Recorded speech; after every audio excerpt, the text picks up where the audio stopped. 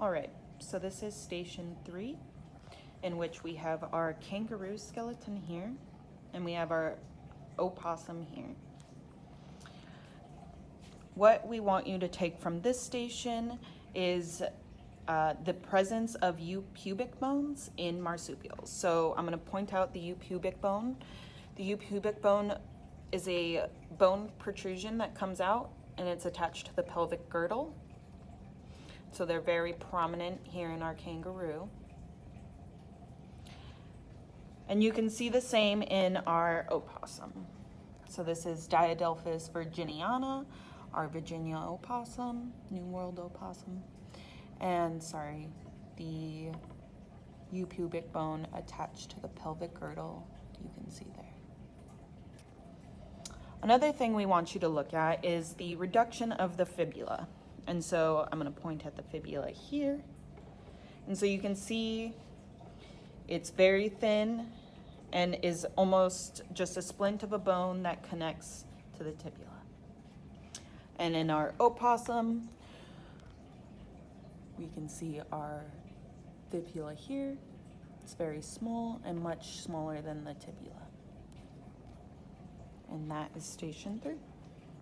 Station 4 is comparing the clavicle of our arboreal sloth, shown here, and our terrestrial cat, shown here. So I'll give you a close-up of the two clavicles. In the sloth, the clavicle is very robust, as you can see here. And in our cat, it is reduced and it's just a splint of a bone. It does not connect, so we had to connect it with a wire. But those are the two clavicles of the cat. This is station 5 for laboratory 1.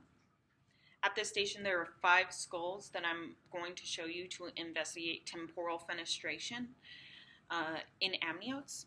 So temporal fenestra are large holes that reside behind the orbits or on the side of the skull, and jaw muscles will come up through these holes and attach to the top of the skull.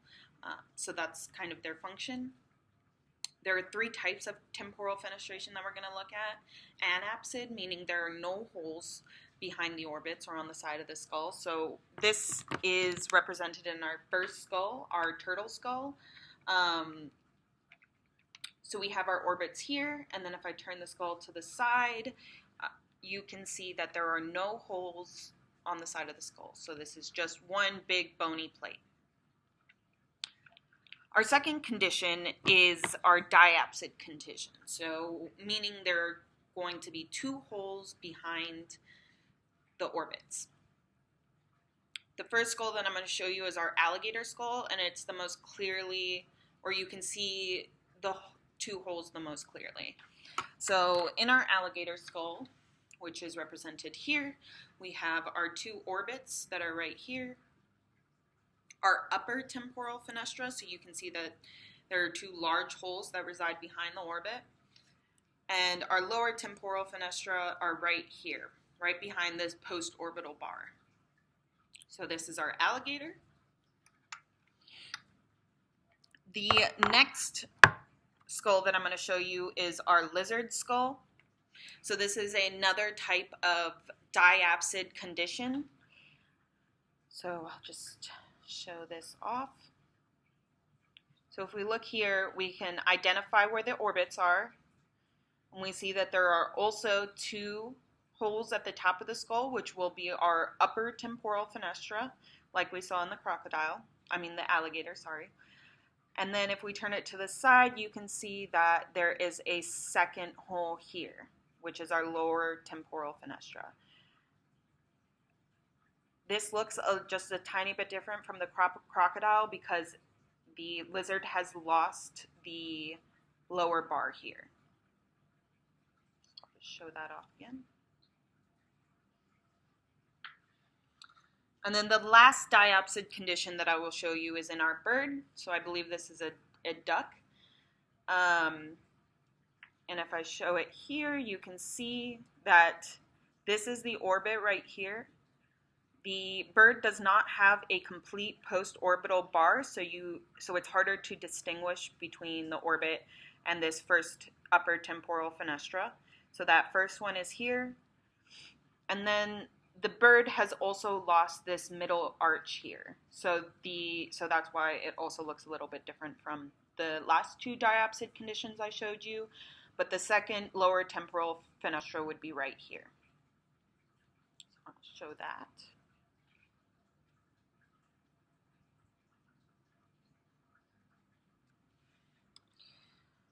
And our last condition is going to be our synapsid condition, meaning that there's going to be one opening behind the orbits. The first skull that I'm going to show you is our horse skull, and then I'll show you the canis skull, which you will all be working with. And so hopefully this helps you see the temporal fenestra in canis. But our first skull is going to be our horse, and it's pretty big. This is our horse. And so if I turn it to the side and up is how you can most clearly see it, but we have our orbit here, our post-orbital bar here, and then our single hole is right here. So that is our single temporal fenestra, and this is the synapsid condition. In the canis, it's a little bit different,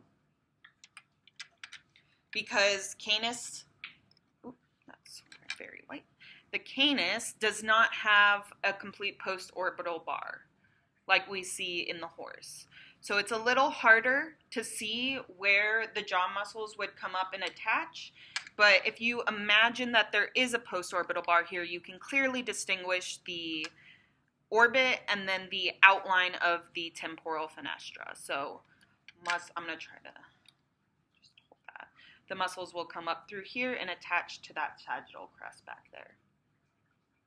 Sorry about the glare. And so those are our 6 skulls, and that is station 5.